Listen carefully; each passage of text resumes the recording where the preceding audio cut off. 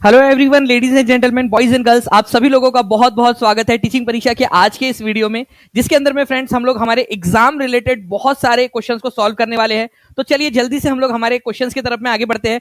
जितने भी बच्चे यहाँ पर में जुड़ चुके हैं उन सभी लोगों का बहुत बहुत स्वागत। और जैसे कि मैं यहाँ पर मैं देख पा रहा हूँ फ्रेंड्स, कंटिन्यूअसली बच्चे जो है सेशन को लाइक करते जा रहे हैं, शेयर भी कर रहे हैं। तो जल्दी जल्दी से जहां भी शेयर कर सकते हो, ठीक है, टेलीग्राम, फेसबुक, व्हाट्सएप, इंस्टाग्राम, जल्दी से शेयर कर देंगे। और जितने भी बच्चे जिन्होंने सेशन को लाइक कर दिया, एक बार हाथ ऊपर करके बता दीजिए, क्योंकि ये पूरा का पूरा सेशन आप लोगों को समर्पित, क्योंकि आपने इस सेशन को स्टार्ट होने से पहले ही एनर्जी दी है। बहुत बहुत शुक्रिया आप सभी लोगों का। तो यहाँ पर मैं बच्चे हाथ भी ऊपर करें, बहुत बहुत शुक्रिया आप लोगों का। फ्रेंड जहां भी शेयर कर सकते हो जल्दी से शेयर कर देंगे। और पहला क्वेश्चन आप लोगों की स्क्रीन के ऊपर में ये रहा, ठीक है। यहाँ पर मैं देखिए फ्रेंड्स, एक बहुत ही इंटरेस्टिंग क्वेश्चन, इस क्वेश्चन का आंसर जिसने लगा डाला उसकी लाइफ झिंगा लाला है, ठीक है। देखिए, बिहार टीचर्स के एग्जाम के अंदर में ये आप लोगों का क्वेश्चन मेल शिफ्ट के अंदर में आया था, जो टीआरई 1 था उसके अंदर, और ये क्वेश्चन रिपीट होने के चांसेस बहुत बहुत बहुत ज्यादा है, ठीक है। इस क्वेश्चन का आंसर करेंगे सभी के सभी बच्चे जल्दी से, ठीक है। इसके अंदर में देखिए फ्रेंड्स क्या बोला गया है कि छोटा नागपुर क्षेत्र के मुंडा और संथाल निम्नलिखित में से किस पेड़ की पूजा किया करते थे। तो जल्दी से बताइए आप लोग, किस पेड़ की पूजा किया करते थे? संथाल और मुंडा।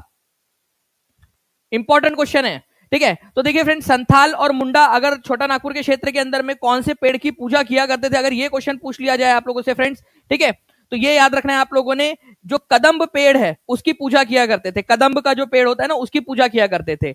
और अगर आप लोगों से पूछ लिया जाए कि टमरिंड मतलब इमली, ठीक है, और मैंगो, ये कहां पर में जो है इसका इस्तेमाल होता था? बिहार एंड उड़ीसा के अंदर में इसका इस्तेमाल होता था। मैं आप लोगों को जो है फ्रेंड्स एनसीईआरटी का यहाँ पर मैं डायरेक्टली प्रूफ दिखा देता हूं। देखिए यहाँ पर मैं आप लोगों को दिया गया है पवित्र पेड़ों के, ठीक है, झुरमुट विविध और दुर्लभ जातियों की संपत्ति। यहाँ पर मैं आप समझिए, छोटा नागपुर क्षेत्र के अंदर में जो मुंडा और संथाल जनजातियां थी, ठीक है, वो महुआ और कदम्ब के पेड़ों की पूजा करते थे, ठीक है, महुआ और कदम्ब के पेड़ की पूजा करते थे। उड़ीसा और बिहार के अंदर में जो जनजातियां है वो शादी के दौरान इमली और आम के पेड़ की पूजा करते थे, ठीक है। तो यहां पर मैं आप लोग समझिए फ्रेंड्स कि जो इमली और आम है, ठीक है, इनके पेड़ की पूजा शादी के दौरान, ठीक है। कितने लोग हैं यहाँ पर में जो बिहार, झारखंड, उड़ीसा इस क्षेत्र से बिलोंग करते हैं और उनकी शादी हुई है, या उनके घर में किसी की शादी, मतलब आपके घर में तो किसी ना किसी की हुई होंगी यार, ठीक है, इसीलिए तो आप, तो यहाँ पर में जो है फ्रेंड्स शादी के समय में, ठीक है, जो है ये पेड़ों की पूजा की जाती थी बिहार एंड उड़ीसा के समय में, बिहार एंड उड़ीसा, ओके। और कदम्ब जो है फ्रेंड्स, ये याद रखना है आप लोगों ने, संथाल एंड मुंडा जनजाति के लोग जो है इसकी पूजा किया करते थे, ओके। चलिए, बहुत बढ़िया। बच्चे बता भी रहे हैं कि उनके यहाँ पर में आम के पेड़ की पूजा होती है, बहुत अच्छी बात है। देखिए यहाँ पर में बच्चे कंटिन्यूअसली जो है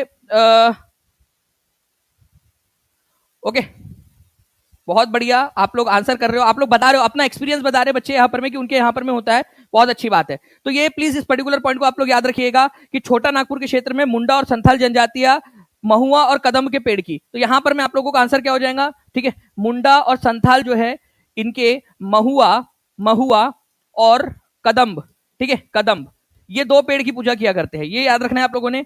और उसके अलावा जो है फ्रेंड्स, इमली और आम की जो पूजा है वो कहां पर में होती है? बिहार और उड़ीसा के इलाकों के अंदर में। ये बहुत ही इंपॉर्टेंट पॉइंट है, इसका आंसर आप लोगों ने लगा दिया होगा, ठीक है।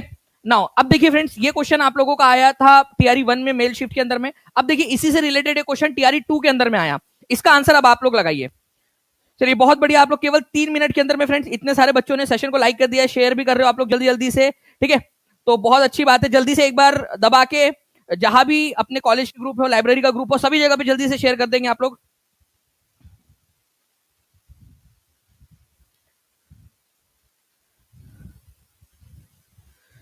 चलिए, सीनू राजी बोरे, सर मेरी वाइफ का सिलेक्शन बीपीएससी टीआरई 3 में हुआ है, उसका 100% श्रेय आपको जाता है। थैंक्स सर जी। तो सीनू राजी, देखिए बहुत बहुत शुक्रिया आपका, आपका श्रेय आपने दिया, लेकिन इसका एक बहुत बड़ा श्रेय आपको भी जाता है, अगर आपने आपकी वाइफ का सपोर्ट किया है, ठीक है। बहुत कम लोग होते हैं जो सपोर्ट करते हैं, पढ़ने की अनुमति देते हैं। जो फीमेल होती है उनकी लाइफ बहुत ज्यादा डिफिकल्ट होती है, बहुत ज्यादा परेशानियां उनको होती है, बहुत सारी उनको काम होते हैं, फिजिकल जो है पेन से उनको गुजरना पड़ता है। उस समय में अगर आप उनका साथ देकर उनको जो है इस काबिल बना रहे हो, तो इसका बहुत बड़ा श्रेय आपको भी जाता है, और आपको जो है सैल्यूट है कि आपने अपनी वाइफ को पढ़ाया, आगे बढ़ाया। तो कितनी फीमेल है यहाँ पर में जिनको इसी तरीके से सपोर्ट घर पे मिल रहा है, ठीक है। चलिए, तो देखिए फ्रेंड्स, यहाँ पर मैं छोटा नागपुर क्षेत्र के मुंडा और संथाल किस पेड़ की पूजा करते हैं, ठीक है। तो अभी आपको बताया फ्रेंड्स कि छोटा नागपुर के जो मुंडा और संथाल है वो कदम्ब, ठीक है, कदम्ब और महुआ, इसकी पूजा किया करते हैं। महुआ, कदम्ब और महुआ। तो यहां पर मैं पिछले बार में कदम्ब दिया था, इस बार महुआ दिया हुआ है, ठीक है। तो ये क्वेश्चन रिपीट होता है। आम और इमली के पेड़ की पूजा कौन से इलाके में की जाती है, ये आप लोग कमेंट करके बताएंगे, ठीक है। चलिए आगे बढ़ते हम लोग फ्रेंड्स। यहां पर में हमारे आपको बताना है कि भूदान ग्रामदान मूवमेंट बहुत ही इंपॉर्टेंट है, वेरी वेरी वेरी इंपॉर्टेंट, ठीक है। आप सभी लोगों को पता है फ्रेंड्स कि कल एक सरप्राइज है आप लोगों के लिए, ठीक है। कितने लोगों को पता है, हाथ ऊपर करके बता दो। कल एक सरप्राइज आप लोगों के लिए प्लान हुआ है, किसी को पता है कुछ? अगर पता है तो बताइए क्या है कल सरप्राइज आप लोगों के लिए। और कल सभी लोगों ने जुड़ना है उस सरप्राइज के अंदर में। आप लोगों के लिए बहुत बड़ी वाली घोषणा और बहुत एक अच्छा गिफ्ट आपका। चलिए तो देखिए फ्रेंड्स, अगर हम लोग बात करें भूदान ग्रामदान मूवमेंट जो है आपका ब्लडलेस रिवॉल्यूशन के नाम से भी इसको जाना जाता है। तो रक्तहीन क्रांति को किस नाम से जाना जाता है भारत में? भूदान ग्रामदान आंदोलन, ठीक है। ये याद रखेंगे आप सभी के सभी। और इसके अलावा जो है फ्रेंड्स, आप लोगों को एक चीज यहाँ पर में ध्यान रखनी है कि इसको स्टार्ट किसने किया था, ये क्वेश्चन बन सकता है आप लोगों से, ठीक है। तो विनोबा भावे जो है फ्रेंड्स, इन्होंने स्टार्ट किया था इसको, ओके। तो ये याद रखेंगे आप लोग, विनोबा भावे भूदान आंदोलन, कि जिसके पास में ज्यादा जमीन है, ठीक है, वो दूसरे को जमीन दे दे, ओके। चलिए तो ये जो है फ्रेंड्स 1951 में स्टार्ट हुआ था भूदान ग्रामदान आंदोलन। कब स्टार्ट हुआ था? 1951 के अंदर में। ये भी याद रखना है आप लोगों ने। पोचमपल्ली इलाका है, पोचमपल्ली। आज का, उस समय आंध्र प्रदेश में पड़ता था, आज के तेलंगाना में पड़ता है। आज का जो तेलंगाना है वहां पर में आता है ये इलाका, वहां से स्टार्ट किया था, पोचमपल्ली नाम की जगह से स्टार्ट किया गया था ये, ठीक है। भूदान ग्रामदान आंदोलन, इसको ब्लडलेस रिवॉल्यूशन, रक्तहीन क्रांति बोला जाता है भारत की। चलिए आंसर हो जाएगा ऑप्शन नंबर ए, ठीक है। नाउ फ्रेंड्स देखिए, विनोबा भावे द्वारा भूदान ग्रामदान आंदोलन किस नाम से प्रारंभ किया गया था, ठीक है, उसको क्या नाम बोला जाता है? जल्दी से बता दीजिए आप लोग। ये क्वेश्चन आरपीएफ एसआई के एग्जाम में आया था, अभी आपको बताया मैंने। सभी बच्चे कमेंट के अंदर में आंसर करते रहेंगे। और आप लोगों को जो है फ्रेंड्स, एक गुड न्यूज आपके लिए ये भी है कि आपका अपना परिवार, टीचिंग परीक्षा परिवार 1 मिलियन के बहुत ज्यादा पास आ चुका है, ठीक है। बस हम, आप समझ लीजिए कि द्वार पर खड़े हैं। कितने लोग हैं जो इस परिवार के सदस्य सब्सक्राइब कर लिया है चैनल को, ठीक है। जिन्होंने नहीं किया है जल्दी से चैनल को सब्सक्राइब कर लेंगे, ताकि आप सभी के सभी लोग जो है इस परिवार में जब 1 मिलियन हो तो आप प्राउड से बोल सके कि हम भी इस परिवार का हिस्सा है, ठीक है। चलिए तो विनोबा भावे द्वारा भूदान ग्रामदान आंदोलन जो है, इसको ब्लडलेस रिवॉल्यूशन, ईयर बताइए जल्दी से, कौन से ईयर में स्टार्ट हुआ था ये? अभी आपको बताया, आपका रिवीजन होती रहनी चाहिए साथ साथ में। आंसर करेंगे आप लोग, ईयर बताएंगे जल्दी से। नेक्स्ट क्वेश्चन की तरफ में आगे बढ़ते हैं फ्रेंड। निम्नलिखित में से किसे भारत में जैव विविधता का हॉटस्पॉट माना जाता है? जैव विविधता, अभी जैव विविधता क्या चीज है समझिए आप लोग, ठीक है। जैव मतलब कि जीवन की विविधता, ठीक है, चाहे पेड़ पौधे हो, चाहे पशु पक्षी हो, ठीक है, उनकी विविधता, अलग अलग प्रकार की भिन्नताएं। तो हॉटस्पॉट क्या हो जाएगा? जहां पर बहुत सारी जैव विविधता पाई जाती है। तो भारत के पश्चिमी घाट के अंदर में फ्रेंड्स, ठीक है, जैव विविधता पाई जाती है। भारत का पश्चिमी घाट जो है, ये आप समझ लीजिए हमारा भारत है। यहाँ पर में जो पश्चिमी घाट है ना, यहाँ पर में आपको बहुत घने जंगल मिलेंगे, पश्चिमी घाट, ओके। तो यहाँ जैव विविधता आप लोगों को मिलेंगी। उसके अलावा जो है फ्रेंड्स, यहाँ पर में अंडमान निकोबार वाला जो इलाका है हमारा भारत का, अंडमान निकोबार और उसके आसपास वाला जो क्षेत्र है, बाकी के जो दूसरे देश आते हैं, उनको बोला जाता है सुंडा लैंड। वहां पर में भी भारत में जैव विविधता मिलती है आपको। हिमालयन क्षेत्र जो है भारत का, वहां पर में भी आपको जो है जैव विविधता मिलती है, ठीक है। तो एक जो ये अंडमान निकोबार वाला क्षेत्र है ना, इसको सुंडा लैंड बोला जाता है, सुंडा लैंड, ठीक है। तो सुंडा लैंड में जैव विविधता मिलती है, पश्चिमी घाट में जैव विविधता मिलती है। हिमालय के क्षेत्र जो है, हिमालय वाला क्षेत्र, हिमालय, यहां पर में जैव विविधता मिलती है। और नॉर्थ ईस्टर्न इंडिया, इसको इंडो बर्मन क्षेत्र बोलते हैं, इंडो बर्मन क्षेत्र, इंडो बर्मन, ठीक है, इंडो बर्मन रीजन, या फिर इसको नॉर्थ ईस्ट इंडिया जो है हमारा, वहां पर में भी आपको जैव विविधता मिलेंगी। तो 4 हॉटस्पॉट है भारत में। कितने हैं? 4 हॉटस्पॉट, 1 2 3 4, ठीक है। सुंडालैंड कहां पर में? भारत में अंडमान निकोबार वाला क्षेत्र जो है उसको सुंडालैंड के नाम से जाना जाता है। तो वेस्टर्न घाट और सुंडालैंड हो गया। गंगा का मैदानी इलाका नहीं आता है, ठीक है, जैव विविधता हॉटस्पॉट में नहीं आता है। तो आंसर यहाँ पर में more than 1 of the above हो जाएगा आपका। कितने लोगों को समझ में आ गया ये पॉइंट? जल्दी बताइए, ठीक है। मैं आप लोगों को और अच्छे से इसको एक्सप्लेन करता हूँ। देखिए ये हिमालय वाला जो क्षेत्र है ना, ठीक है, ये हमारा माना जाता है बायोलॉजिकल बायोडाइवर्सिटी हॉटस्पॉट, ठीक है। उसके बाद में इंडो बर्मन रीजन जो है, नॉर्थ ईस्ट इंडिया का इंडो बर्मन रीजन, ठीक है, नॉर्थ ईस्ट इंडिया का, इसको बायोलॉजिकल डाइवर्सिटी हॉटस्पॉट मानते हैं हम लोग, बायोडाइवर्सिटी हॉटस्पॉट। ये वेस्टर्न घाट है हमारा, और यहां पर में है सुंडालैंड, ठीक है, अंडमान निकोबार। ये 4 है। जल्दी से लिख सकते हो कि आप लोग चारों के चारों नाम बताइए जल्दी से, क्या ये चारों नाम लिख सकते हो भारत के बायोडाइवर्सिटी हॉटस्पॉट? ठीक है, देखिए यहाँ पर मैं एक बढ़िया तरीके से आप लोगों को मैं समझाता भी हूँ। ठीक है, यहाँ पर मैं आप देखिए एक जो है हमारा बायो जो एक है हिमालयन क्षेत्र, ठीक है, हिमालयन क्षेत्र है। ओके, उसके बाद में भारत बर्मा क्षेत्र, आसाम और उधर साइड का नॉर्थ ईस्ट का इलाका था। एक सुंडालैंड, अंडमान निकोबार वगैरह वाला इलाका, बाकी के देश भी आते हैं उसमें, लेकिन भारत का अंडमान निकोबार क्षेत्र आता है। और पश्चिमी घाट, ठीक है, जो पूरा नीचे तक फिर वो श्रीलंका भी उसी के अंदर में आ जाता है, लेकिन भारत का पश्चिमी घाट इसमें आता है। ठीक है, चलिए, तो ये जैव विविधता हॉटस्पॉट भारत के 4 है। ठीक है, आगे बढ़ते हैं हम लोग फ्रेंड्स नेक्स्ट क्वेश्चन की तरफ में। हमारे एक बड़ा ही इंटरेस्टिंग सा क्वेश्चन है, सिकंदर सानी किसको कहा जाता है? किसका नाम है सिकंदर सानी? बड़ा ही इंपॉर्टेंट क्वेश्चन है फ्रेंड्स, आपको बता दूं, क्योंकि ये क्वेश्चन बहुत सारे एग्जाम में आया हुआ है। Even I think UP TET के अंदर में भी एक बार आया था ये क्वेश्चन, और बिहार के बीपीएससी के अंदर में आ चुका है ये क्वेश्चन आपका। ठीक है, ये टीआरई के अंदर में, टीआरई का एक्चुअल स्क्रीनशॉट आप देख सकते हो। तो ये एक्चुअल आपका क्वेश्चन जो आप लोग देख पा रहे हो यहां पर मैं आपकी स्क्रीन पर, ठीक है, केवल 50 लाइक्स दूर है हम लोग हमारे 1500 के पहले टारगेट से। तो जल्दी जल्दी से सेशन को लाइक एंड शेयर करते रहेंगे फ्रेंड्स, और जहां भी शेयर कर सकते हो, टेलीग्राम, फेसबुक, व्हाट्सएप, इंस्टाग्राम, जल्दी जल्दी से शेयर कर देंगे हर एक जगह पे आप लोग। ठीक है, तो देखिए सिकंदर सानी, सिकंदर सानी, सानी का मतलब होता है सेकंड सिकंदर। ठीक है, सेकंड सिकंदर, अपने आप को जो है द्वितीय सिकंदर मानता था वो। कौन? ठीक है, तो अलाउद्दीन खिलजी, अलाउद्दीन खिलजी अपने आप को जो है सेकंड सिकंदर कहा करता था, कि भाई मैं सिकंदर की तरह हूं, इस तरीके से। ठीक है, तो आंसर आप लोगों का हो जाएगा option number A, Alauddin Khilji, Sikandar सानी के नाम से इसको जाना जाता है। ओके, चलिए, पीआरटी का बैच कैसे बाय करें सर, प्लीज बताइए। देखिए शर्मा जी, देखिए आपको सिंपल सा क्या करना है, नीचे में जो नंबर चल रहा है उस पर कॉल या व्हाट्सएप कर सकते हो आप। टीचिंग परीक्षा का एप्लीकेशन है, उसको डाउनलोड कर लीजिए। ठीक है, और या फिर आप नीचे में लिंक्स दी गई उस पर भी क्लिक कर सकते हो। सबसे आसान तरीका है टीचिंग परीक्षा का एप्लीकेशन डाउनलोड कर लीजिए, वहां से आपको हेल्प मिल जाएगी, या फिर नंबर पर कॉल या व्हाट्सएप भी आप कर सकते हो। चलिए, नाउ फ्रेंड्स, सिकंदर सानी या सेकंड सिकंदर अलाउद्दीन खिलजी को कहा जाता था, ये याद रखना है आप लोगों ने। नाउ नेक्स्ट क्वेश्चन की तरफ में आगे बढ़ते हैं फ्रेंड्स। आपको बताना है कि भारत की प्रस्तावना में, ठीक है, हमारी जो प्रियम्बल है, हम भारत के लोग भारत को एक संपूर्ण प्रभुत्व संपन्न समाजवादी धर्मनिरपेक्ष लोकतंत्रात्मक गणराज्य बनाने के लिए, तो वो पूरी जो हमारी प्रस्तावना है, प्रियम्बल है, उसमें स्वतंत्रता, समानता और बंधुत्व, ये 3 शब्द लिए गए हैं। कहां से लिए गए हैं ये आप बताएंगे। ठीक है, ये 3 शब्द, लिबर्टी, इक्वेलिटी एंड फ्रेटर्निटी, ये 3 शब्द कहां से लिए गए हैं जल्दी से बताना है। Russian revolution, Chinese revolution, French revolution, American war of independence. तो आप लोगों का जो है फ्रेंड्स बहुत ही सिंपल सा इसका आंसर हो जाएगा यहां पर में, फ्रेंच रिवॉल्यूशन से लिए गए हैं। ठीक है, ये बहुत ही इंपॉर्टेंट है। अच्छा, क्या आप मुझे बता सकते हो यहां पर में कि फ्रांसीसी क्रांति की शुरुआत कौन से साल में हुई थी? अगर आप लोगों ने टीचिंग परीक्षा के ऊपर में अगर आपने 6 to 8 9 10 के अंदर में सिविक हिस्ट्री लिया हुआ है, और वहां मैंने पढ़ाया भी है, ठीक है, आपको कि 1789 के अंदर में फ्रांसीसी क्रांति की शुरुआत हुई थी, 1789 के अंदर में। ओके, 1789 में। और उस समय में राजा कौन था, ये भी आप लोगों से क्वेश्चन पूछा जा सकता है, बहुत ही इंपॉर्टेंट है। फ्रांसीसी क्रांति के समय में फ्रांस का राजा कौन था? लुई 15, लुई 16, लुई 17, कौन था? जल्दी से बताइए आप लोग, ये क्वेश्चन आता है। तो लुई 16, लुई 16, ठीक है, ये याद रखेंगे आप सभी के सभी।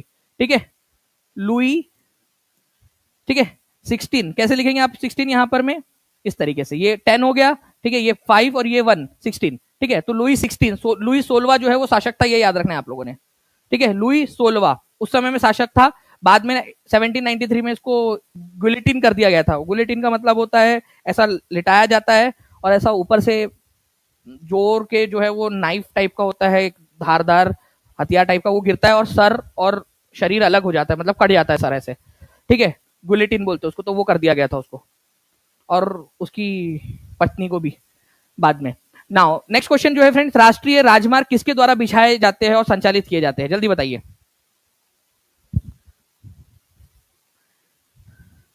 जल्दी जल्दी से इस पर्टिकुलर क्वेश्चन का आंसर करेंगे आप सभी के सभी लोग।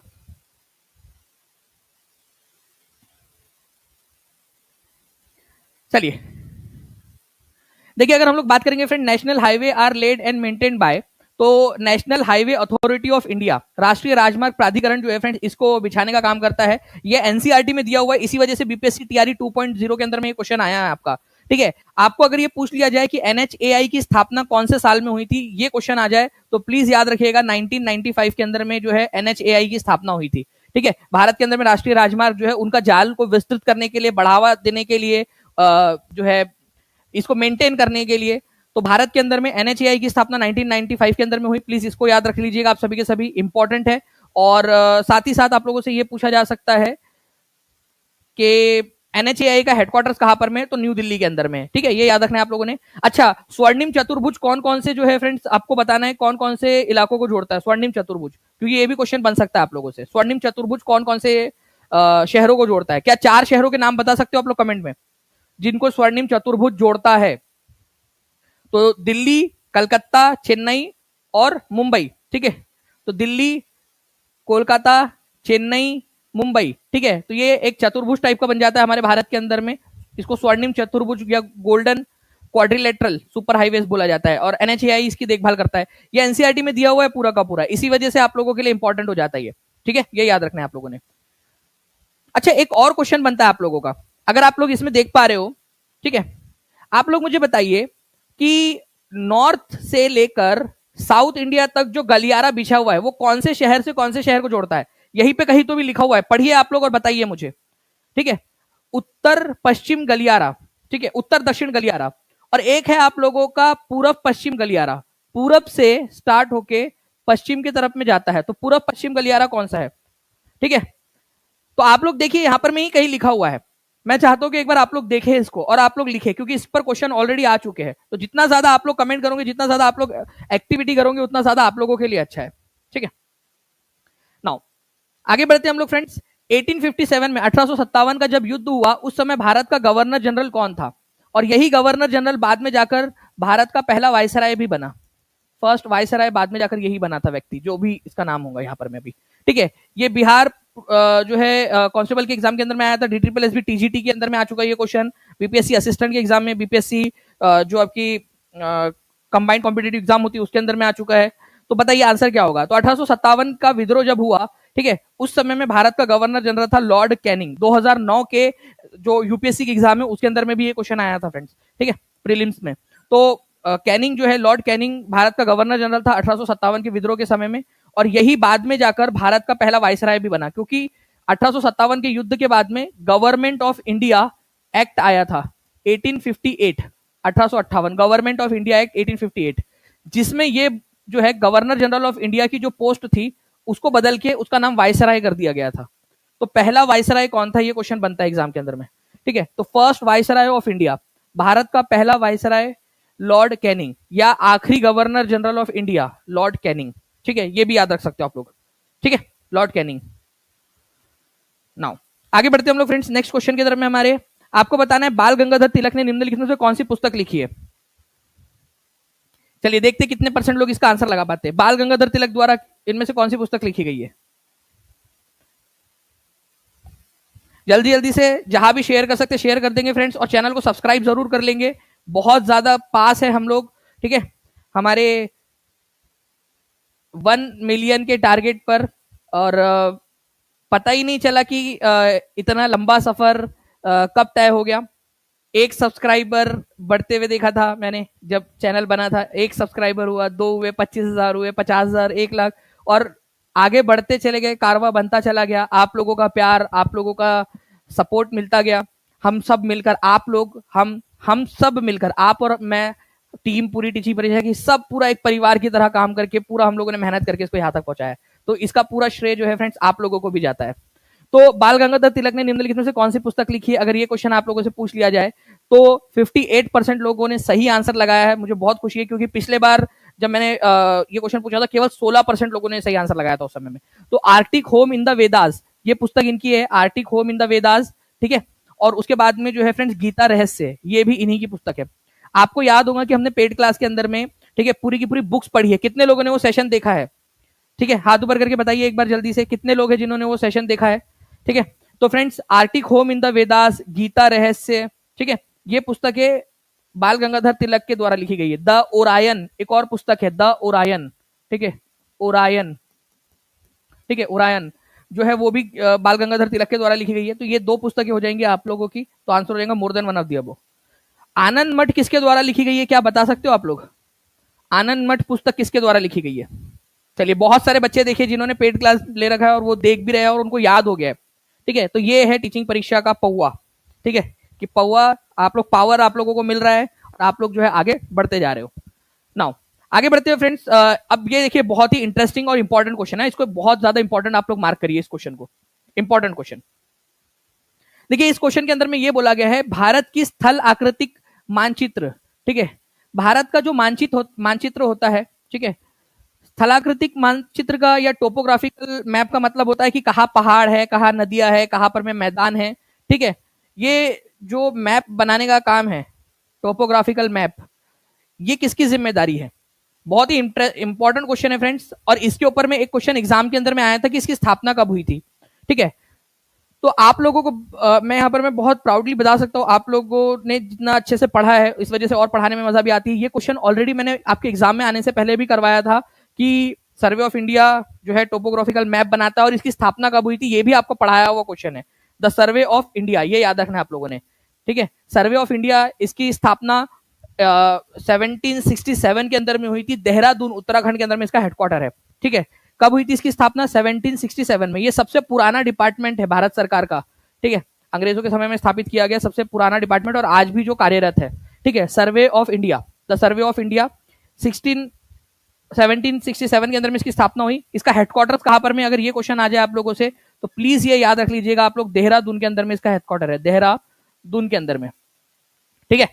याद रहेगा आपको, जल्दी से लिख दीजिए ये वाले पॉइंट आप लोग। भारत का मानचित्र, स्थलाकृतिक मानचित्र या टोपोग्राफिकल मानचित्र का मतलब होता है पहाड़, मैदान, नदियां कहाँ है वो मैप बनाना, सटीक मैप बनाना, ठीक है। तो सर्वे ऑफ इंडिया आज भी कार्यरत है, आज भी काम करता है। ये पूरी की पूरा जो है मैंने स्लाइड आपको पढ़ाई थी फ्रेंड्स, हिंदी और इंग्लिश दोनों के अंदर में पूरा आप लोगों को करवाया हुआ है, ठीक है। नाउ अब नेक्स्ट क्वेश्चन जो है फ्रेंड, जल्दी से इस क्वेश्चन का आंसर कर दीजिए, रिवीजन क्वेश्चन, क्योंकि ये क्वेश्चन 3 बार रिपीट हो चुका है एग्जाम के अंदर में, और चौथी बार रिपीट हो जाए और आप लोगों को ना आ जाए ऐसा जो है अच्छा नहीं लगेगा। तो जल्दी से आप लोग इसका आंसर कर देंगे। मुजफ्फरपुर बॉम्ब कॉन्स्पिरेसी कौन से साल में हुई थी? आप लोगों को केवल 10 सेकंड का समय दे रहा हूं, 10 सेकंड के अंदर में आप लोगों ने आंसर करना है। मुजफ्फरपुर बॉम्ब कॉन्स्पिरेसी जो है फ्रेंड्स आप लोगों ने याद रखना है कि 1908 के अंदर में हुई थी, ठीक है। कौन से 2 लोग उसके अंदर में शामिल थे? जल्दी से आप लोग बताइए, मेरे बताने के पहले आप लोगों का कमेंट आ जाना चाहिए, कौन से 2 लोग शामिल थे उसके अंदर में? तो प्रफुल्ल चाकी और खुदीराम बोस। किसने जो है फ्रेंड्स यहाँ पर में सुसाइड कर लिया था मुजफ्फरपुर बॉम्ब कॉन्स्पिरेसी केस के अंदर, मतलब मुजफ्फरपुर बॉम्ब जब कॉन्स्पिरेसी हुई थी उसके तुरंत बाद में पुलिस से बचने के लिए। तो प्रफुल्ल चाकी ने सुसाइड कमिट कर लिया था और खुदीराम बोस जो है उनको फांसी दे दी गई थी। तो प्रफुल्ल चाकी इन्होंने आत्महत्या कर ली थी और खुदीराम बोस जो है, खुदीराम बोस, इनको फांसी हो गई थी, ठीक है, इनको फांसी दी गई थी और ये सबसे यंगेस्ट बन गए थे, यंगेस्ट पर्सन जिनको फांसी दी गई थी, ठीक है, खुदीराम बोस को। चलिए, तो ये 2 चीज थी जो आप लोगों ने याद रखनी थी ना। आगे बढ़ते हैं फ्रेंड। भारतीय राष्ट्रीय कांग्रेस की स्थापना के समय भारत का वायसराय कौन था? ठीक है, वायसराय, आपको पता है वायसराय वाली पोस्ट जो है friend government of India act कौन से के जरिए आई थी? जल्दी से यहां पर मैं ये भी भरेंगे आप लोग। वायसराय की पोस्ट कब बनाई गई थी? भारतीय राष्ट्रीय कांग्रेस की स्थापना कौन से साल में हुई थी? ईयर आप लोग बताइए जल्दी से। और उस समय में भारत का वायसराय कौन था? ये भी आप लोगों ने आंसर करना है। सारे के सारे पॉइंट जल्दी से आंसर करते रहेंगे आप लोग, ठीक है।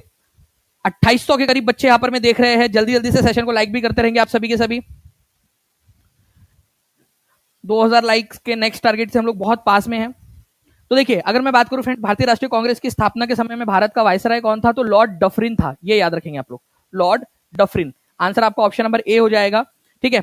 और भारतीय राष्ट्रीय कांग्रेस की स्थापना का श्रेय किसको दिया जाता है? संस्थापक, ठीक है, संस्थापक कौन थे? तो आंसर हो जाएगा ए ओ ह्यूम, ठीक है। अच्छा, इंडियन नेशनल कांग्रेस का नामकरण किसने किया था? नामकरण, ठीक है, ये भी क्वेश्चन आता है, इसका नामकरण किसने किया था? नाम किसने दिया था इसको? तो नाम जो है दादाजी ने दिया था इसका, ठीक है, दादा भाई नौरोजी, दादा भाई नौरोजी, ठीक है। कांग्रेस नाम किसने सजेस्ट किया था कि इसका नाम कांग्रेस रखना चाहिए, इंडियन नेशनल कांग्रेस, ठीक है। अदरवाइज इसका नाम पहले इंडियन नेशनल यूनियन रखा जाने वाला था, लेकिन कांग्रेस रखा गया। कांग्रेस का मतलब बेसिकली जो है ना फ्रेंड्स, जमाव होता है, मीटिंग, ठीक है। कांग्रेस का मतलब आपको पता है, यूएस की पार्लियामेंट का नाम भी कांग्रेस है, कितने लोगों को पता है? ठीक है, यूएसए की जो पार्लियामेंट है, अमेरिका की पार्लियामेंट, उसको कांग्रेस ही बोला जाता है, ठीक है। अच्छा चलो, एक और इंटरेस्टिंग सा क्वेश्चन मैं आप लोगों से पूछता हूं। आप लोग मेरे को बताओ कि यूएसए की जो कांग्रेस है उसके 2 सदन कौन से, उनको क्या नाम से जाना जाता है? ठीक है, इंटरेस्टिंग सा क्वेश्चन है आप लोगों का ये।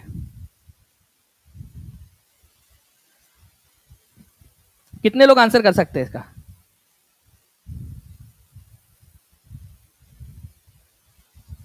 बहुत बढ़िया फ्रेंड्स, आप लोगों के जो है आंसर्स आ रहे हैं यहां पर में, ठीक है।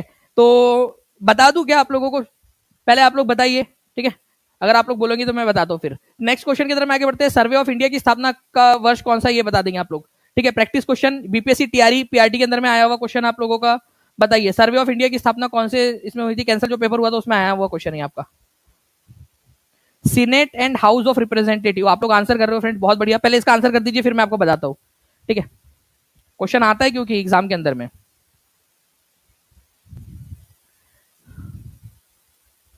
देखिए, तो अगर मैं बात करूं फ्रेंड्स, सर्वे ऑफ इंडिया जो कि भारत का टोपोग्राफिकल स्थलाकृतिक मैप बनाता है, इसकी स्थापना 1767 में हुई थी। बताइए इसका हेडक्वार्टर्स कहां पर में है? हेडक्वार्टर्स कहां पर है इसका, आप लोग बता दीजिए। चलिए, एग्जाम वाला क्वेश्चन आप लोगों ने सॉल्व कर लिया है फ्रेंड्स, तो बहुत बढ़िया। ऐसे ही आप लोग करते रहिए। केवल 23 लाइक्स हम लोग अब दूर है 2000 के टारगेट से, तो जल्दी जल्दी से अब केवल 13 लाइक्स दूर है हम लोग। जल्दी से सेशन को लाइक एंड शेयर करते रहेंगे आप सभी के सभी, चैनल को सब्सक्राइब जरूर कर लेंगे। ठीक है, तो हेडक्वार्टर्स आप लोग कमेंट करके बताइए मुझे, और हर एक बच्चा लिखेगा यहाँ पर मैं। ठीक है, चाहे लाइव देख रहे हो, ऑफलाइन देख रहे हो, रिवीजन कर रहे हो, कमेंट के अंदर में लिखते जाइए आप लोग।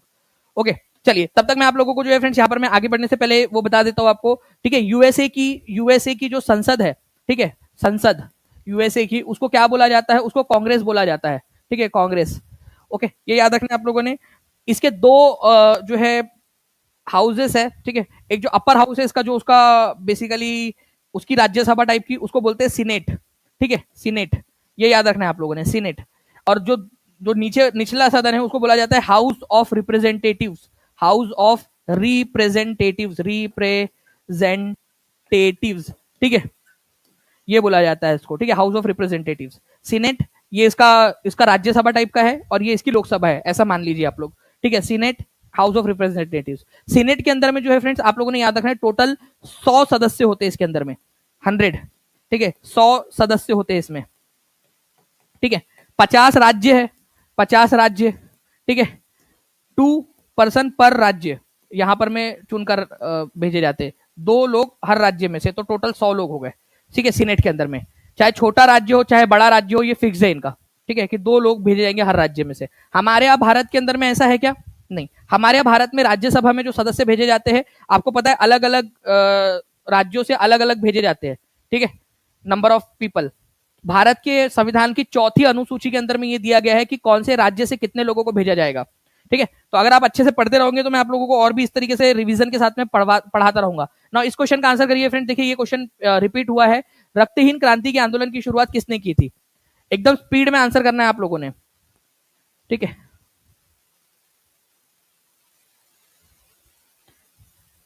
बताइए जल्दी से इसका आंसर क्या होगा?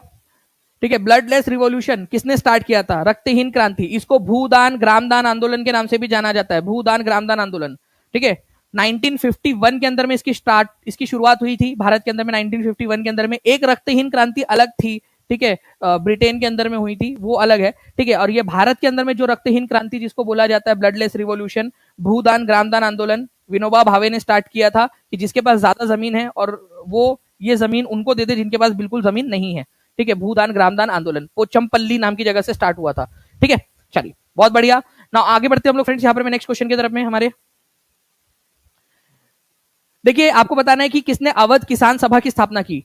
Very very very important, mark करो इस क्वेश्चन को आप लोग, बहुत ज्यादा इंपॉर्टेंट क्वेश्चन है ये। ठीक है, बहुत ज्यादा इंपॉर्टेंट क्वेश्चन है। अवध किसान सभा की स्थापना किसने की थी? ठीक है, देखिए, ये जो व्यक्ति है जिन्होंने इसकी स्थापना की थी, मैं आप लोगों को बता दूं फ्रेंड्स, ये गिरमिटिया मजदूर के रूप में फिजी भी गए थे एक समय में। ठीक है, फिजी मजदूरी करने के लिए।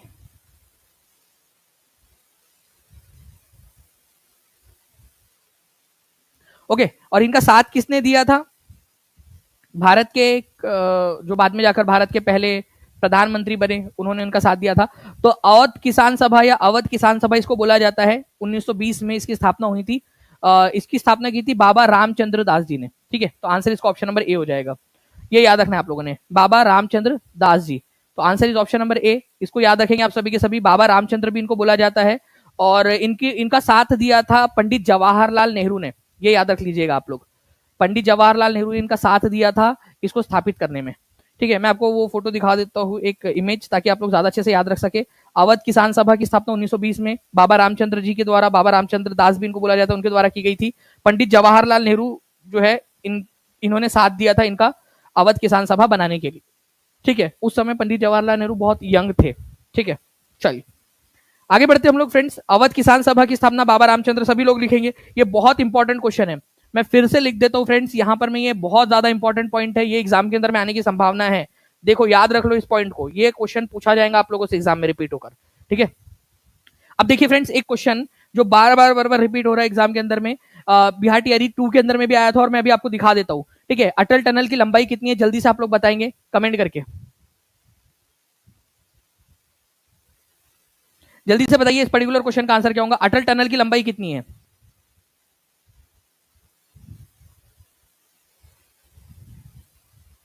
देखिए अगर हम बात करेंगे फ्रेंड्स अटल टनल, तो ये अटल टनल है कहां पर में, तो अटल टनल जो है फ्रेंड्स आप लोगों को मिलेंगी हिमाचल प्रदेश के अंदर में, पीर पंजल रेंज जो है हमारे भारत की, ठीक है। पीर पंजल रेंज ये एक ऐसी रेंज है, सबसे बड़ी पर्वत श्रृंखला, उसको दो भाग में बांट सकते हैं हम लोग। एक है वेस्टर्न वाला पीर पंजल वेस्ट साइड का, और एक ईस्ट साइड का, ठीक है, ईस्ट साइड वाला। तो ईस्ट साइड वाला जो पीर पंजल रेंज है, ठीक है, यहां पर में अटल टनल है आप लोगों की, अटल टनल। और इसकी लंबाई कितनी है, जल्दी से आप लोग आंसर करेंगे इसका। बहुत ही इंपॉर्टेंट पॉइंट है, ये बार बार रिपीट होता है एग्जाम के अंदर में, इसलिए आप लोगों को पूछ रहा हूं मैं, ठीक है। तो अटल टनल की जो लंबाई है फ्रेंड्स याद रखिएगा 9.02 किलोमीटर की है, ठीक है। ये आपका एनसीईआरटी के अंदर में दिया हुआ है, देखिए यहाँ एनसीईआरटी के अंदर में दिया हुआ है डू यू नो में, और आप लोगों को पेड कोर्स के अंदर में एनसीईआरटी डू यू नो सारा का सारा प्रोवाइड किया गया है फ्री ऑफ कॉस्ट, ठीक है। तो ये चीज ध्यान रखिए, जितने भी बच्चे पेड क्लास से जुड़े हुए हैं उन लोगों को आगे बढ़ाने के लिए हर एक चीज की गई है। आपको पता है टीचिंग परीक्षा का लक्ष्य है कि जितने भी बच्चे हैं, ठीक है, वो सारे के सारे बच्चों का एग्जाम जो है वो टॉप रैंक्स के साथ में क्लियर होना चाहिए, और टीचिंग परीक्षा जो टॉप 100 है वो तो टीचिंग परीक्षा की होने चाहिए सारे के सारे, और इसके लिए हर संभव जो चीज है वो हम लोग कर रहे हैं यहाँ पर आपके लिए, ओके। तो आप लोग एनसीईआरटी डू यू नो उसको अच्छे से पढ़िए ताकि आपको सारी चीजें याद हो जाए। तो बीआरओ के द्वारा इसको बनाया गया है, किसने बनाया था अटल टनल, ये क्वेश्चन बन सकता है। बीआरओ की स्थापना का वर्ष आप लोग बता देंगे। मनाली से लाहौल स्पीति को जोड़ता है ये, ठीक है, मनाली से लाहौल स्पीति। तो समुद्र स्तर से करीब 3000 मीटर ऊंचाई पर है ये पीर पंजल रेंज के अंदर में है। पीर पंजल रेंज, पीर पंजल में भी कौन सा वाला, ईस्ट वाला। पीर पंजल रेंज को दो भागों में बांटा जा सकता है, तो पूर्वी वाला जो पीर पंजल रेंज है वहां पर में है, ये याद रखना है आप लोगों ने। लिख दीजिए कमेंट में जो जो चीजें आप लोगों को यहाँ बता रहा हूं, क्योंकि इस पर क्वेश्चन बनते हैं, ठीक है।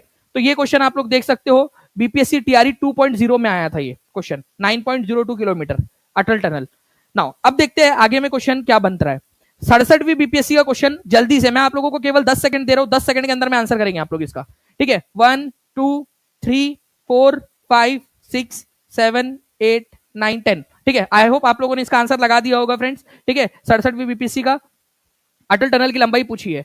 नाउ अब देखिए फ्रेंड्स, कल आप लोगों की जो है एक बहुत बड़ी अनाउंसमेंट होने वाली है। आई होप कि आप सभी लोग तैयार है, सभी लोग तैयार है कल के लिए। कल जो है आप लोगों के लिए बहुत बड़ा सरप्राइज है कल, ओके, ये याद रखना है आप लोगों ने। कल सरप्राइज है बड़ा, गेस करिए क्या हो सकता है आप लोग, आप बताइए कमेंट के अंदर में गेस करके कि क्या हो सकता है आपके लिए सरप्राइज। तो बिगेस्ट अनाउंसमेंट है कल आप लोगों के लिए टीचिंग परीक्षा पर, तो सभी लोग तैयार रहेंगे, ठीक है। नाउ देखिए फ्रेंड्स, 66वीं बीपीएससी का क्वेश्चन, इसका भी आंसर आप लोग लगा दीजिए कमेंट के अंदर में, जल्दी से जल्दी से बताइए इसका आंसर क्या होगा।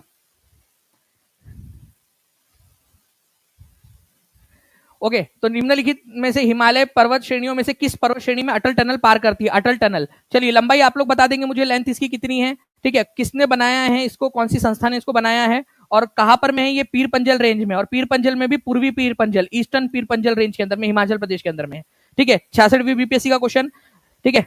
नाउ अब मैं जो है फ्रेंड्स आप लोगों को बता दूं, पीर पंजल रेंज के अंदर में 66वीं बीपीएससी के अंदर में आया हुआ क्वेश्चन, और बार बार पूछा जा रहा है, 3000 मीटर की ऊंचाई के ऊपर में मीन सी लेवल से, ओके। और बीआरओ ने इसकी स्थापना की थी, मनाली से लाहौल स्पीति तक जो है ये जोड़ता है, कनेक्ट करता है ये टनल।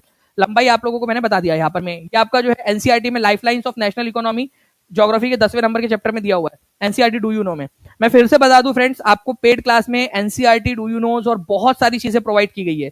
कोई भी ऐसा बच्चा है जिसने नहीं जुड़ा है अब तक टीचिंग परीक्षा के साथ में, जल्दी से जुड़ जाइए, कहीं ऐसा ना हो कि आपको लेट हो जाए, क्योंकि टीचिंग परीक्षा के जो स्टूडेंट्स हैं जो टॉप 100 में आएंगे, आपको मैंने हमेशा बताया हुआ है कि आप अगर टॉप 100 में आते हो, ठीक है, मतलब ओवरऑल रैंकिंग में टॉप 100 में अगर आप आते हो, ओवरऑल रैंकिंग के अंदर में, ठीक है, तो आपकी 200% फीस रिफंड हो जाएगी, डबल फीस आपको रिफंड होगी, ठीक है, एज अ गिफ्ट आपको, और दूसरा आपको टीचिंग परीक्षा की तरफ से लैपटॉप भी मिलेगा। हम आपको मोटिवेट कर रहे हैं कि आपको टॉप 100 में आना है, ठीक है, हर एक में, चाहे पीआरटी हो चाहे 6 to 8 हो, अलग अलग इसमें हर इसके अंदर में जो भी टॉप 100 के अंदर में आएगा, अगर वो टीचिंग परीक्षा का स्टूडेंट है, टीचिंग परीक्षा का पेड स्टूडेंट है, ठीक है, टॉप 100 में है, तो उसकी 200% फीस भी रिफंड होंगी और उसको जो है एक लैपटॉप भी मिलेगा पारितोषिक के रूप में, ठीक है, उसकी मेहनत के रूप में।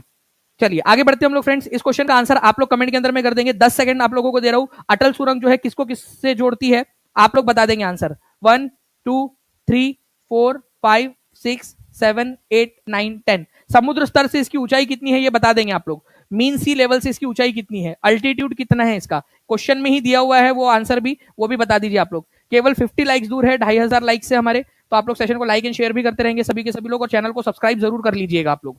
ओके, नाउ नेक्स्ट क्वेश्चन की तरफ में हम लोग आगे बढ़ते हैं फ्रेंड्स। आप लोगों का बताना है कि बाल्टोरो ग्लेशियर कहां पर में स्थित है। बिहार शिक्षक भर्ती टीआरई 3 में, टीआरई 3 के अंदर में अपर प्राइमरी लेवल के अंदर में आया था। आरआरबी एनटीपीसी के अंदर में आया हुआ क्वेश्चन है आप लोगों का। आपको बताना है फ्रेंड्स कि बाल्टोरो ग्लेशियर कहां पर में। सारे के सारे ग्लेशियर की एक लिस्ट आपको हमने इमेज वाले सेक्शन में प्रोवाइड की है, सारे के सारे, क्योंकि एक क्वेश्चन आ गया ना तो हम रिस्क लेंगे ही नहीं। आपको सारे के सारे ग्लेशियर्स की लिस्ट और मैप आपको इमेज सेक्शन में, इंफोग्राफिक सेक्शन में टीचिंग परीक्षा के पेड कोर्स में प्रोवाइड कर दिया गया है। ओके, ये याद रखेंगे आप सभी। अब जो है फ्रेंड्स आपको बताना है कि कौन से रेंज के अंदर में आप लोगों को मिलेगा ये ग्लेशियर। तो भारत के अंदर में जो है फ्रेंड्स अलग अलग जगहों के ऊपर में जो ग्लेशियर्स है, ठीक है, उनमें बाल्टोरो ग्लेशियर जो है भारत की सबसे ऊंची जो पर्वत श्रृंखला है उसके सबसे ज्यादा पास में मिलेगा आपको, काराकोरम रेंज के पास में, ठीक है, काराकोरम रेंज के पास में है बाल्टोरो ग्लेशियर, ठीक है, ये याद रखिएगा आप लोग, इंपॉर्टेंट है, एग्जाम में पूछा जा सकता है आप लोगों से, ठीक है। देखिए ये यहां पर में, ठीक है, बियाफो glacier, Baltoro glacier, Hispar glacier आपका, ठीक है, ड्रैंग ड्रंग ग्लेशियर, ठीक है, सियाचिन ग्लेशियर, ये सारे ग्लेशियर आप लोगों को जो है फ्रेंड्स कहां पर में मिलने वाले हैं, काराकोरम रेंज के पास में। मैं फिर से बता दूं आप लोगों को, मैं जूम करके भी आप लोगों को बता देता हूं, ठीक है, ताकि आप लोग ज्यादा बेहतर तरीके से इसको देख सके। इन्फोग्राफिक कंटेंट में आपके लिए अवेलेबल करवा दिया गया है ये पूरा, हिंदी इंग्लिश दोनों में, और इस पर क्वेश्चन भी हमने बना दिया आपके लिए। देखिए यहां पर में सबसे ऊपर में काराकोरम रेंज है, ठीक है, तो काराकोरम रेंज में सियाचिन ग्लेशियर काराकोरम रेंज में मिलेगा आप लोगों को, ठीक है, बियाफो ग्लेशियर काराकोरम रेंज में, हिस्पार ग्लेशियर, बाल्टोरो ग्लेशियर, ठीक है, काराकोरम रेंज के अंदर में आप लोगों का। तो ये इंपॉर्टेंट है, इसी वजह से टीचिंग परीक्षा ने आपको प्रोवाइड कर दिया और इस पर हमने टेस्ट भी बनाकर दे दिया आप लोगों को, ठीक है। तो प्लीज इसको याद रखिएगा आप लोग, एग्जाम के अंदर में जो जो चीजें पूछी जा सकती है वो सारा आपको हमने प्रोवाइड करवा दिया है। इन्फोग्राफिक जो कंटेंट है आपका, इमेज कंटेंट टीचिंग परीक्षा का, उसमें आपको दे दिया है हमने ये, ठीक है। चलिए आगे बढ़ते हैं हम लोग फ्रेंड नेक्स्ट क्वेश्चन की तरफ में हमारे। आपको बताना है बिहार प्रोविंशियल किसान सभा का गठन कब हुआ था, बिहार प्रांतीय किसान सभा का गठन कब हुआ था, जल्दी जल्दी से बता देंगे आप सभी के सभी।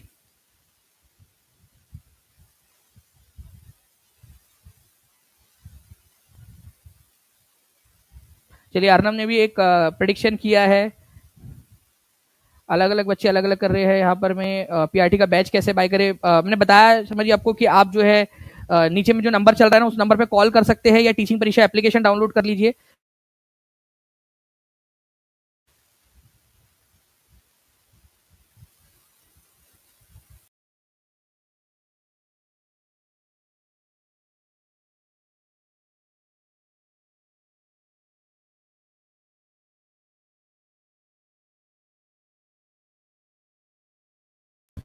चलिए आगे बढ़ते हैं हम लोग फ्रेंड नेक्स्ट क्वेश्चन की तरफ में हमारे, ठीक है। इस क्वेश्चन का आंसर आप लोगों ने कर दिया होगा, बिहार प्रांतीय किसान सभा का जो गठन है वो किसके द्वारा किया गया था। तो बिहार प्रांतीय किसान सभा जो है फ्रेंड्स, इसका गठन स्वामी सहजानंद सरस्वती के द्वारा किया गया, ठीक है, स्वामी सहजानंद, ठीक है, इनके द्वारा किया गया था बिहार प्रांतीय किसान सभा, और 1929 के अंदर में किया गया था, ये याद रखिएगा आप लोग। ऑल इंडिया किसान सभा का गठन कब किया गया था ये भी आप लोग कमेंट करके बता दीजिए, ताकि देख सके कि कितने बच्चे जो है सही से आंसर कर रहे हैं, ठीक है। चलिए आगे बढ़ते हैं हम लोग फ्रेंड्स। यहां पर में हमारे बिहार प्रांतीय किसान सभा का गठन किसने किया था, आप लोगों के लिए प्रैक्टिस क्वेश्चन, लेकिन ये केवल 10 सेकंड आप लोगों को मिलेंगे। 10 सेकंड के अंदर में अगर आप आंसर कर सकते हो तो कर दीजिए जल्दी से। 2600 से ज्यादा बच्चों ने सेशन को लाइक भी कर दिया है, जल्दी से ऐसे ही लाइक एंड शेयर करते रहेंगे आप सभी, ठीक है। तो बिहार प्रांतीय किसान सभा का गठन जो है फ्रेंड्स किसने किया था आप लोग बताइए जल्दी से। 65वीं बीपीएससी का क्वेश्चन है, कमेंट के अंदर में आप लोगों ने आंसर करना है 10 सेकंड के अंदर अंदर। ओके, नाउ नेक्स्ट क्वेश्चन की तरफ में हम लोग आगे बढ़ते हैं हमारे। आपको बताना है कि बराबर की पहाड़ियां निम्नलिखित में से बिहार के किस शहर के सबसे समीप है। बराबर की पहाड़ियां, देखिए फ्रेंड्स, बराबर की जो पहाड़ियां है वहां पर में दो गुफाएं थी जिसको अशोका ने, ठीक है, दान में दिया था। कौन से समुदाय को दान में दिया था, आजीवक समुदाय को दान में दिया था, ठीक है, अशोका ने, सम्राट अशोक जो थे उन्होंने। तो बताइए जल्दी से इसका आंसर क्या होगा। देखिए जहानाबाद डिस्ट्रिक्ट के अंदर में मखदूमपुर शहर है, कौन से डिस्ट्रिक्ट में? जहानाबाद डिस्ट्रिक्ट में, जहानाबाद डिस्ट्रिक्ट के अंदर में, ठीक है, मखदूमपुर शहर है, उसके पास में आप लोगों को ये मिलेगा, ठीक है, ये याद रखना आप लोगों ने, मखदूमपुर के अंदर में बराबर की पहाड़ियां। बराबर की पहाड़ियों को किसने जो है आजीविका पंथ को दान में दिया था, ये क्वेश्चन आप लोगों से पूछा जा सकता है फ्रेंड्स, ठीक है। तो मैं एक आप लोगों को जल्दी से ये बता देता हूं कि तीन जो है यहां पर में तीन पीढ़ियां और मौर्य वंश की तीनों पीढ़ियां जो है उन्होंने क्या किया था, अलग अलग धर्म का पालन किया, ठीक है। तो चलो एक बार देख लेते हैं हम लोग। तो मौर्य वंश के तीन पीढ़ियां, मौर्य वंश की स्थापना किसने की थी? मेरे साथ में बताते रहेंगे जल्दी जल्दी से, मेरे बताने के पहले आ जाना चाहिए। चंद्रगुप्त मौर्य ने जो है फ्रेंड्स मौर्य वंश की स्थापना की थी। चंद्रगुप्त मौर्य कौन से धर्म को अपना लिया था उन्होंने? बुद्धिज्म को अपनाया था, जैनिज्म को, आजीविका को, कौन से धर्म को? तो फ्रेंड्स इतिहास के अंदर में ये मेंशन है कि जैनिज्म को उन्होंने अपना लिया था, जैन धर्म को, ठीक है, ये याद रखना आप लोगों ने, जैन धर्म को अपना लिया था। दूसरे नंबर पे अगर मैं बात करूं फ्रेंड्स, तो दूसरे नंबर पे आता है बिंदुसार। बिंदुसार, बिंबिसार नहीं, बिंदुसार, बिंबिसार अलग है, वो मगध महाजनपद का संस्थापक था। बिंदुसार यहां पर में हो जाएगा। ये आजीविक पंथ जो था, ठीक है, उसको अपनाता था, आजीविका पंथ या आजीविका या आजीवक पंथ इसको बोला जाता है, ठीक है। और तीसरे नंबर पे बारी आती है अशोका की, इसका बेटा अशोका, बिंदुसार का बेटा अशोका। ये जो है फ्रेंड्स ये बुद्धिज्म को अपनाया था, बुद्धिज्म को। तो देखिए कितना सेक्युलर है हमारा इंडिया, कि तीन पीढ़ियां तीनों अलग अलग धर्म को अपना रही है। तो मैं आपको बता दूं फ्रेंड्स कि अशोका ने क्या किया था, ठीक है, अशोका ने अपने पिता का जो धर्म था उनका आजीविका पंथ, ठीक है, जिसकी स्थापना मक्खाली गौशाला ने की थी, मक्खाली गौशाला, ये इसके संस्थापक थे, मक्खाली गौशाला, ठीक है, मक्खाली गौशाला।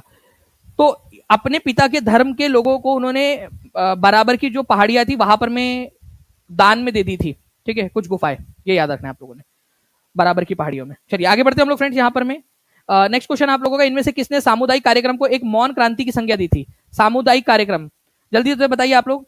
सामुदायिक विकास कार्यक्रम जो है फ्रेंड्स ये किसने स्टार्ट किया था? Community development programme. तो कम्युनिटी डेवलपमेंट प्रोग्राम, सामुदायिक विकास कार्यक्रम या सामुदायिक कार्यक्रम, आप लोगों को बताना चाहूंगा फ्रेंड्स, इसकी स्थापना हुई थी 1952 के अंदर में, ठीक है। उस समय में भारत के प्रधानमंत्री थे, ठीक है, पंडित जवाहरलाल नेहरू, पंडित जवाहरलाल नेहरू। इन्होंने क्या किया था, सामुदायिक विकास कार्यक्रम को इसलिए स्टार्ट किया था, कम्युनिटी डेवलपमेंट प्रोग्राम, ताकि पंक्ति में अंतिम खड़ा हुआ जो व्यक्ति है, ठीक है, या दूर दराज में गांव में भी जो व्यक्ति है उस तक भी सरकारी सुविधाओं का लाभ पहुंच सके, ठीक है। तो सामुदायिक विकास कार्यक्रम, कम्युनिटी डेवलपमेंट प्रोग्राम लिख देता हूं मैं यहां पर में, ठीक है, कम्युनिटी डेवलपमेंट प्रोग्राम, ठीक है, उन्होंने स्टार्ट किया था कम्युनिटी डेवलपमेंट प्रोग्राम। उसको जवाहरलाल नेहरू ने ही कहा था कि भाई ये एक मौन क्रांति है, मतलब जिसकी आवाज नहीं आएंगी लेकिन ये क्रांति हो चुकी होंगी, ठीक है। तो पंडित जवाहरलाल नेहरू ने इसको मौन क्रांति की संज्ञा दी थी। ये बीपीएससी तैयारी 3 में 1 to 5 के एग्जाम में जो कैंसल पेपर था उसके अंदर में आया था, हो सकता है क्वेश्चन रिपीट हो जाए, क्योंकि ये यूज में नहीं आया ना उन लोगों के, तो हो सकता है ये क्वेश्चन को रिपीट कर दे। तो प्लीज इस पर्टिकुलर पॉइंट को याद रखिएगा आप सभी के सभी, ठीक है। और सेशन को लाइक जरूर कर दीजिए आप लोग, चैनल को सब्सक्राइब कर लेंगे आप सभी।